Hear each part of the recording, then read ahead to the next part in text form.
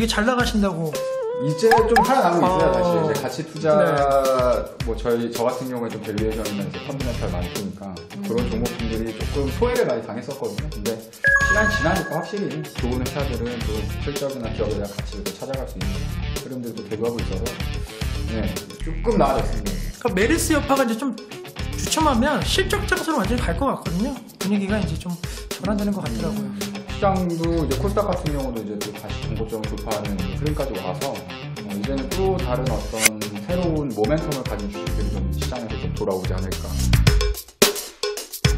그런 의미에서 또 주제. 한번 뽑아보시죠. 앵커님께서 또. 이거 근데 똑같죠, 지난주랑. 바뀌었어요. 저희 그렇게 만만하게 들어가는 거 아니에요? 똑같은 거 아니야?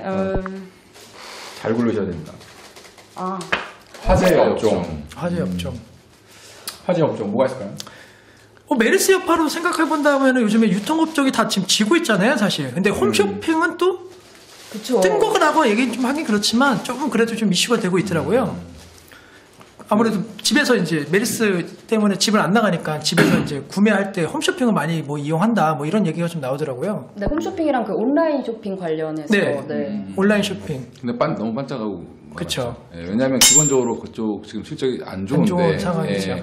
지금 왜 그러냐면 쿠팡 이런 데가 지금 뭐 나스닥 상장을 하려고 할 정도로 쪽 소셜로 지금 다 너무 많이 퍼져서 사실은 이렇게 시장을 잠식당하고 있는.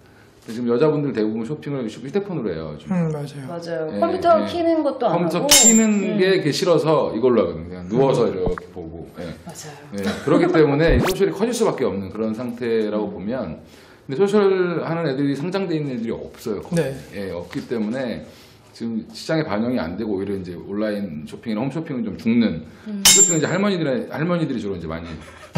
그리고 이제 아저씨들이 그쵸. 이제 이렇게 TV 보다가 돌리다가 한 30장씩 파네. 네, 저도 산 경험이 있는데. 여기 사신 거 아니에요?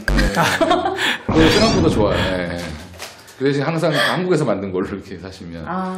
근데 이제 그거보다는 화재 업종은 제가 볼 때는 메르스나 뭐 엔저나 이런 여러 가지 악재들, 뭐 그리스 사태나 이런 그리스가 계속 뭐 지금 싸우고 있잖아요. 지금 독일 뭐 이쪽이랑 싸우고 있는데, 걔네들은 좀 언제까지 싸울 건지 모르겠는데 아직 해결이 안 됐죠. 해결이 안 돼 있는 그런 상황에서 꿋꿋하게 갔던 애들은 사실은 반도체 장비, 소재, 그 다음에 일부 바이오주들, 뭐 제약주들 이런 주들이 가장 꿋꿋하게 가지 않았나. 지금 같은 경우에도 보면 이제 바이오도 나름대로 이제 옥석가리가 좀 진행이 되면서 이제 같이 동반해서 올랐다가도 실체가 없거나 좀 이런 종목군들을 좀 주춤하는 분위기고, 이제 진짜 제대로 된 신약 개발에 대한 모멘텀을 가졌거나 실적이 나오거나 하는 확실하게 어떤 향후 기대감이 좀 가시적으로 보이는 스케줄링이 좀 나와 있는 종목들은 바이오 중에서도 이제 확실하게 대장 역할을 하면서 이제 올라가는 분위기고, 사실 그때 당시만 하더라도 몇 주 전만 하더라도 바이오하고 제약을 빼면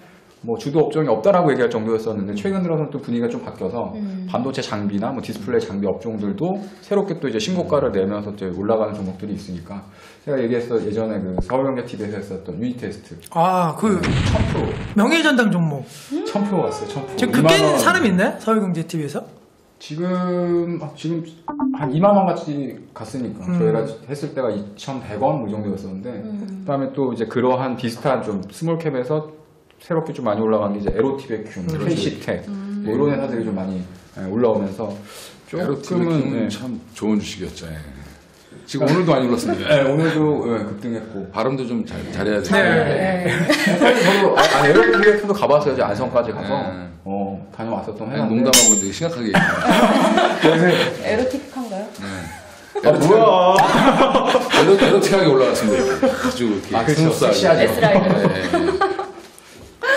네. 반도체 장비. 네. 화재 업종 하면은 또 요즘에 증권주 얘기를 또 안 할 수가 없죠. 최근에 금리 인하. 인하 기대감 인하할까요? 안 할 것 같은데. 할까요?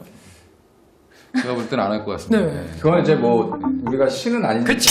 알 수는 없는데, 지난번에도 얘기했었던 이제 주사 맞다가 저는 이제 증권업종도 이제 단기적으로 빠졌을 때 좀 사볼만 하다라는 얘기를 들었었는데, 아직까지는 금리 인하에 대한 가능성은 남겨져 있긴 있는 것 같아요. 근데 이번에 하느냐 아니면 다음에 하느냐 아니면 어찌됐든 제가 아마 하면 이번에 인하를 하고 미국이 올릴 때 같이 올릴 것 같아요. 제자리로 다시 돌리기 이렇게 뭐 그렇게 해야 되는데 애들이 머리가 좋은지 나쁜지 몰라가지고. 예. 제가 볼 때 이번에는 안 할 가능성이 높지 예, 않아요. 근데 안 할 것 같아요. 제가.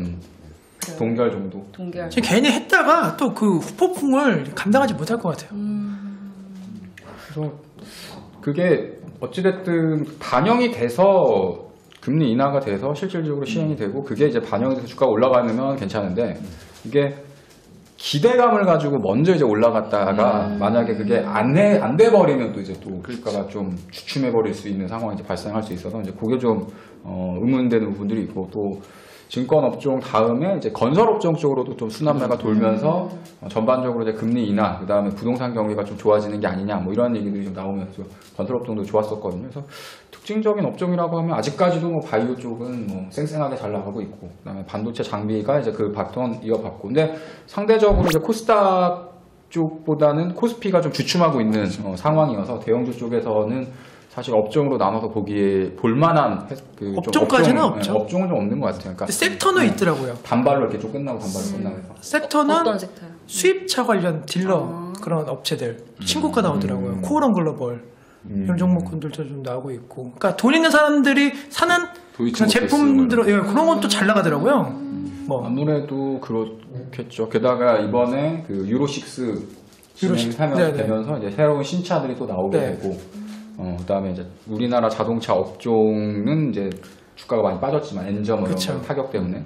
근데 상대적으로 이제 수입차 시장에 대한 점유율이라던가 이제 내수 쪽으로 올라가니까요. 영향이 좋았고 작년 같은 경우에 뭐 벤츠하고 뭐 했었던 회사들이 순이익이 어마어마하게 많이 올라갔어요. 나다 보니까 그런 또 기대감도 많이 작용을 좀 하고 있는 것 같아요. 그러니까 현대차는 신저가인데 그런 종목군들의 신고가가 나오니까 좀 약간 뭐 한국 국민으로서는 조금 뭐 아쉬운 분 있죠. 그런 과정을 거쳐야 현대차가 좋아지겠죠. 그렇죠. 예. 네. 저번에도 한번 우리 현대차 얘기를 한번 해본 적이 있잖아요.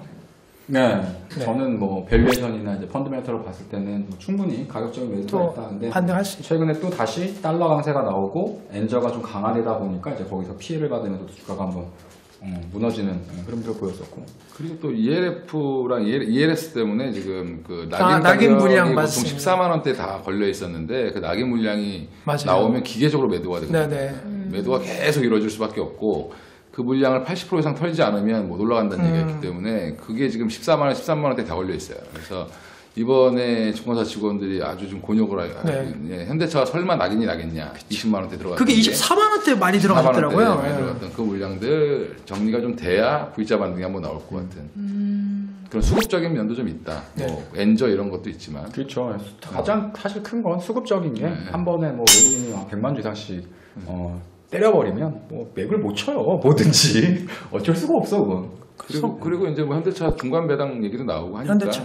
네. 올라갈 그런 수 얘기 나오면 또 다시 외국인들이 예전에 사실 괘씸죄에 걸려서 지금 그 현대차 그 한전부지를 너무 비싸게 사는 바람에 배신감 느낀 애들이 그때부터 이렇게 빠졌거든요. 사실은 20만 원, 22만 원 이렇게 지키고 있다가 그런 게 이제 어느 정도 리바운딩 돼서 제자리는 가야 되는 상황이다. 펀더멘탈 상으로. 그럼 좀 장기적으로 보고 모아가는 거는 어떨까요?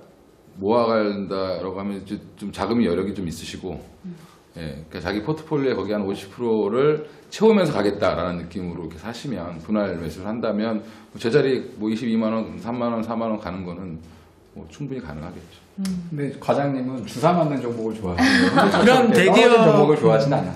그러니까 저는 이제 현대차가 이렇게 서프라이즈하게 확 가려면 지금 실적보다 한 20, 30%를 더 벌어야 갈 수 있는데 좀 어렵지 않을까? 예, 그 20, 30%라는 게 규모가 어마어마하기 때문에 그러니까요. 그거보다는 100억짜리 회사, 100억 버는 회사가 120억 버는 게 훨씬 빠르니까 그렇죠, 맞습니다. 예, 그런 것 때문에 이제 기회비용이랑 뭐 이런 걸 다 따졌을 때 물론 이제 연배가 좀 있으시고 투자를 좀 이렇게 아니면 차라리 어린 친구들이 주식을 배우는 친구들이 이제 조금 주식을 배울 때 이렇게 길게 끌고 가는 걸 배우려면 사실은 그런 걸 지금부터 사서 이제 모으는 그런 걸로는 되게 좋을 것 같은데 저 같은 경우는 성격이 급해서 그렇게 코칭을 하지만 제 손님들도 이제 그런 현대차나 뭐 삼성물산이나 뭐 삼성중공업이나 이런 거 바닥에 지금 자꾸 기다리고 계신 분들도 계신데 그런 분들은 이제 그런 성향에 맞춰서 해드리는 거고 이제 제 주변에 이제 다른 이제 제 또래나 뭐 저보다 조금 위에 연배 위에 있는 분들 이런 고객분들은 일단 한두 달 안에 쇼부가 나야 되는 그런 종목들을 원하니까 그런 투자를 맞지 않으면 할 수 없는 그런 종목.